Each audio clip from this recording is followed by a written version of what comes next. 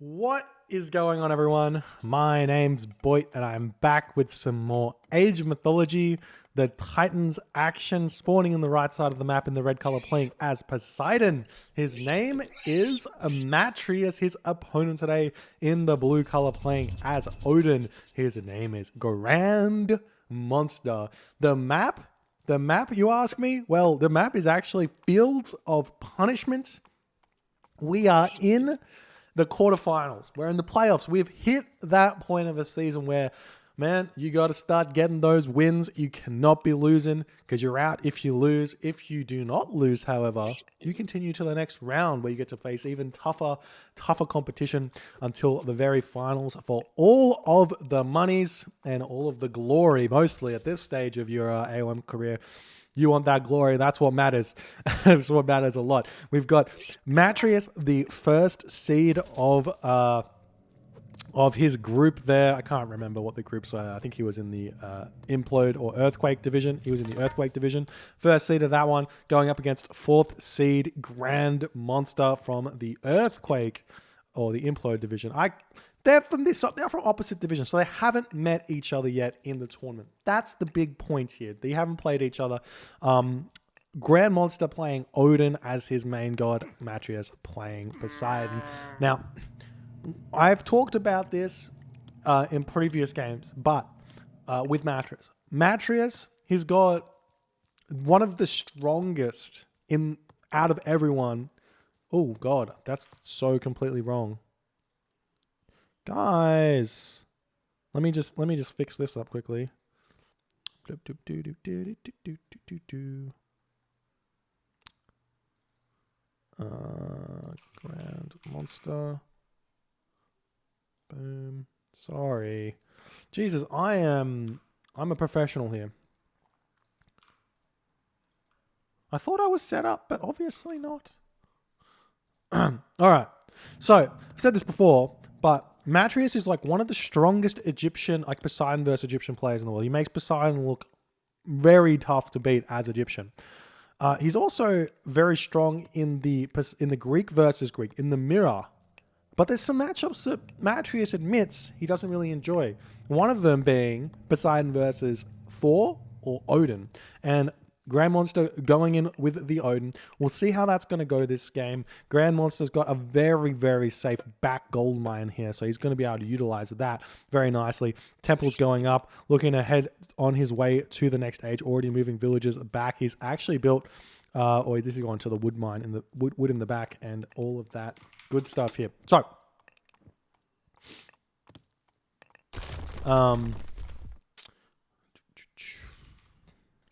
alrighty.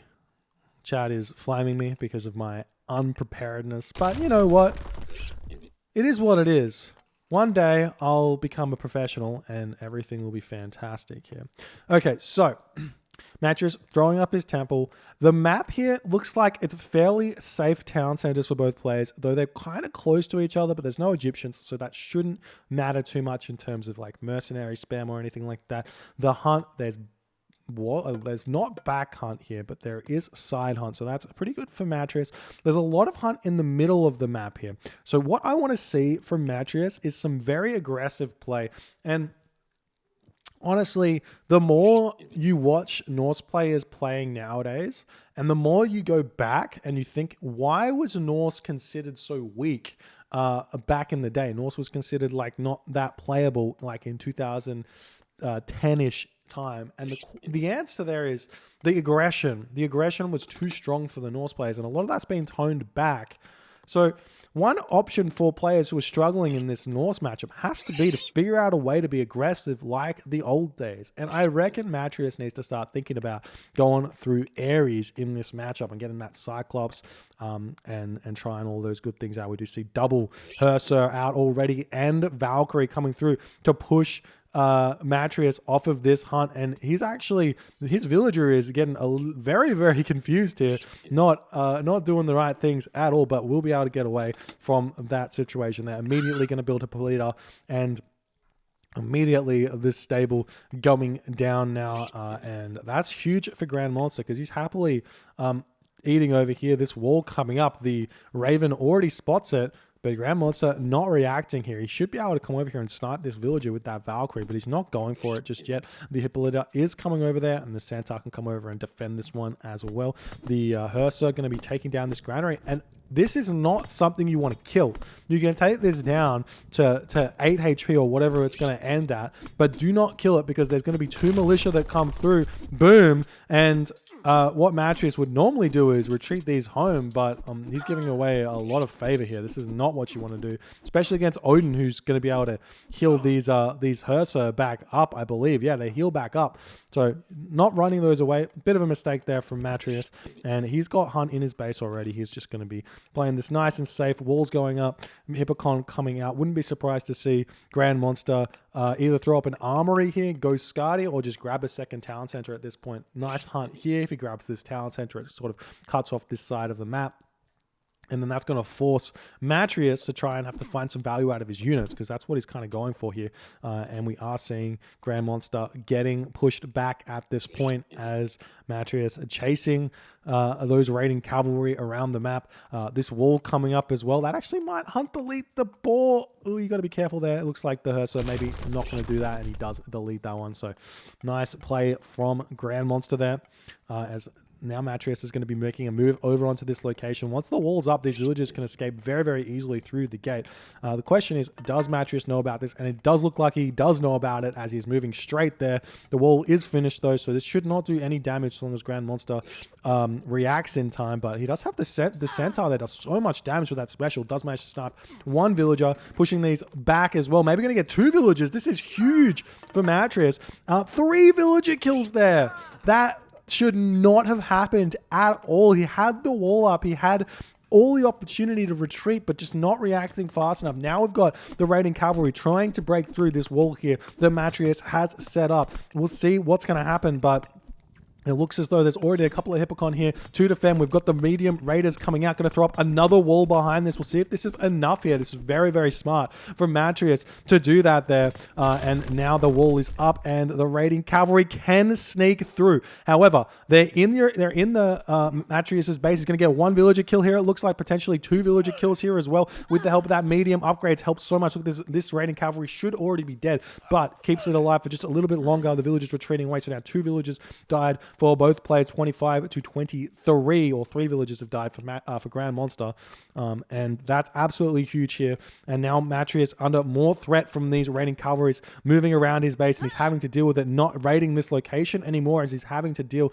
with this. This is what separates the ridiculously strong players from the very, very strong players here. If Matreiuss could get that raid going on while he's getting attacked, he could return that fire, but he's lost another villager now, 26 to 25. Now we're seeing the Hippocon make their way in, but it's looking as if GrandMonster is already ready to deflect this raid here with 7 medium raiders compared to the 9 Hippocon, which are unupgraded. So that'll actually be a really close fight if he decides to take it. Matreiuss is running straight in here, not paying attention. Then he does decide to turn in onto this one. Going to be able to easily snipe one of those raids, but beautiful micro there from GrandMonster to pull that raiding cavalry back there. Now he's going to be doing so much damage to Matreiuss as GrandMonster is retreating away. A really, really smart play here, utilizing the 6 speed from those raiders to keep chasing these down as they're retreating back. And these 3 raiders that have snuck in to Matreiuss's base are just causing so much chaos. Honestly, like if Matreiuss had just built slightly on this wall segment here, this game would be looking very, very different. Matreiuss would be heavily in front, but it is 72 population apiece here, or close enough to. So both players with very similar amounts of units out. And we do see these 2 raiders should get sniped here. There we go, and that's evening up that population exactly. Now we've got more walls coming up for GrandMonster to try and force Matreiuss into less of an ability to maneuver around the map. If you can get these walls up here, blocking off this location, it's really huge. Now Matreiuss needs to think about getting his medium upgrades, because his units are starting to fall behind GrandMonster's units, and that's going to be a big issue. But I mean, he's got this gold mine fairly safe. I don't see a classical fight ending this game. I think this game is going to go Mythic Age here, just because of how safe this is. And Matreiuss is about to click up. This is really, really strong macro from Matreiuss. I love this. The question is going to be, can GrandMonster catch up here? Is GrandMonster going to stay in the Classical Age? And what is exactly the plan here? Looks like GrandMonster is gearing up to get this Town Center with that Ursa already in position here. But having access to Aphrodite, having access to the Nemean Lions before the Frost Giants come out, absolutely huge for Matreiuss. So we'll see if he's going to be able to utilize that, but he has to be careful not to throw away any units until he can get that upgrade, that medium Hippocon out. Otherwise, things are going to be tough for him. And you can also think about getting Prodromus out. Just a couple. You don't want to overcommit on the Prodromus because the natural progression for the Poseidon player in this matchup is to get into infantry. So infantry counter the Huskal, counter the Rag Heroes, counter the Jarl to some degree.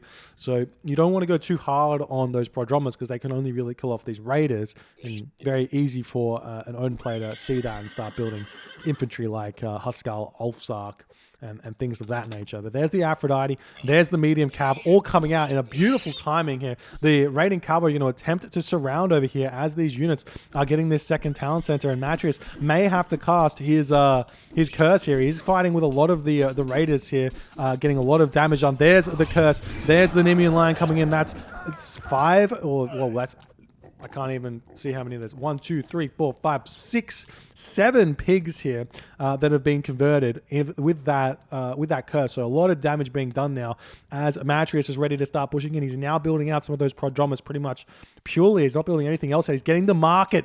Going to go straight to the Mythic Age through Artemis and hit that timing there. Beautiful play from Matreiuss. Absolutely love this for him. If he can get an Earthquake onto this main town center, he can then put the pressure onto this back gold mine with Chimera and everything else. So we'll see if he's going to be able to hit that one. Now he's got the double Nemean Lion out as well. Absolutely huge. He must be feeling that this town center is going to be coming up. And there's the town center up. More longhouses going down for GrandMonster. We see the raiding cavalry coming in now, going to be hitting this wall, but the villagers finish up on that gold mine, can make their way over onto this gold mine here.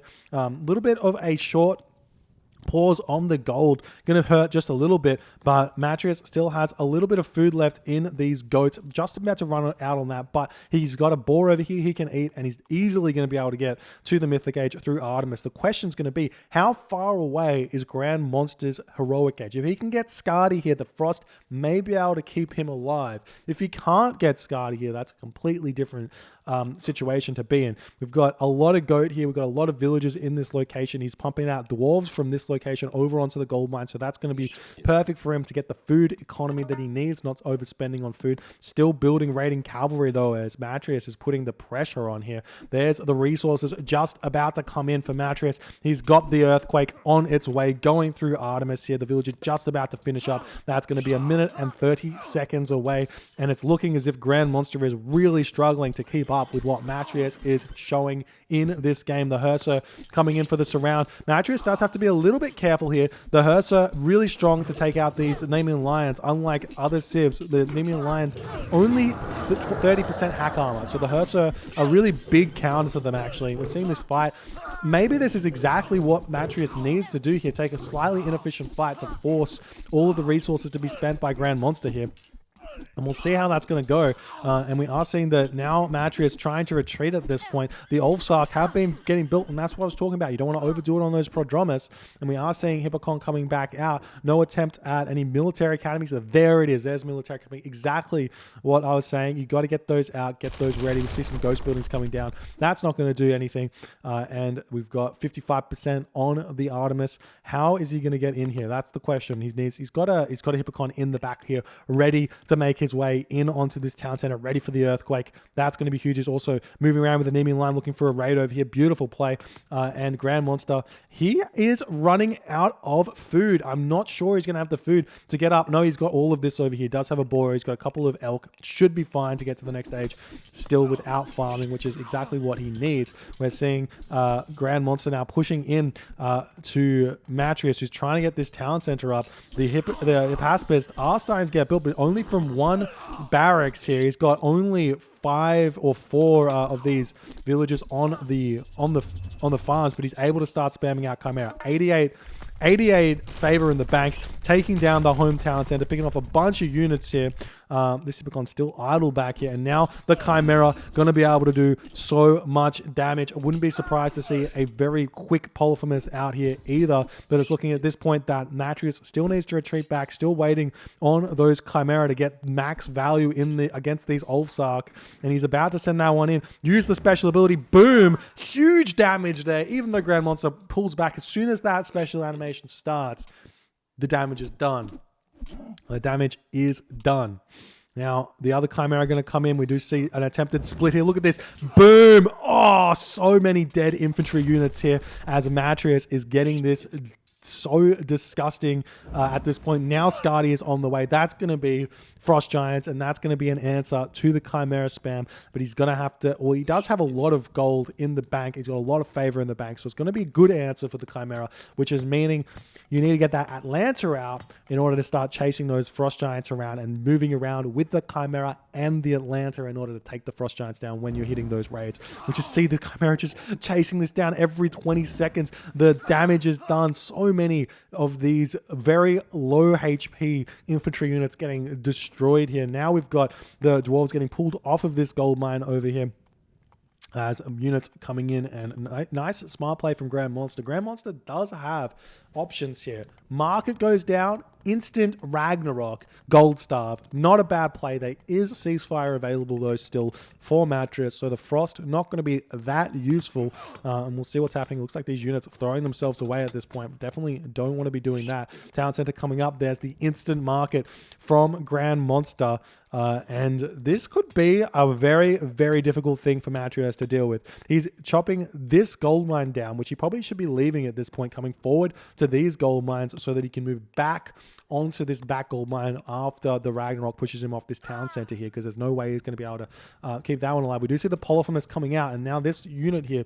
is going to be able to move in and take this town center down all by himself. This guy is an absolute beast, doing 5 crush damage and the 19 hack damage. It turns out to be quite a big amount of damage there. There's the Balder now coming through. Matreiuss needs to see if he can find some kills, and he is finding them. The Chimera coming in, 3 villager kills, going on 4 villager kills, and maybe even more if he can come around onto this back location here where the wood villagers are chopping down. Matreiuss not paying attention to it just yet, just after this final dwarf kill, which I think should be able to make it back into the town center. The Frost Giant coming in though, got to be very careful not to run into that one. He's going to be moving around the back. We'll see if he can escape at this point, or if he's going to attempt to come in onto the gold mine. The Frost Giant does hit one of those Chimera.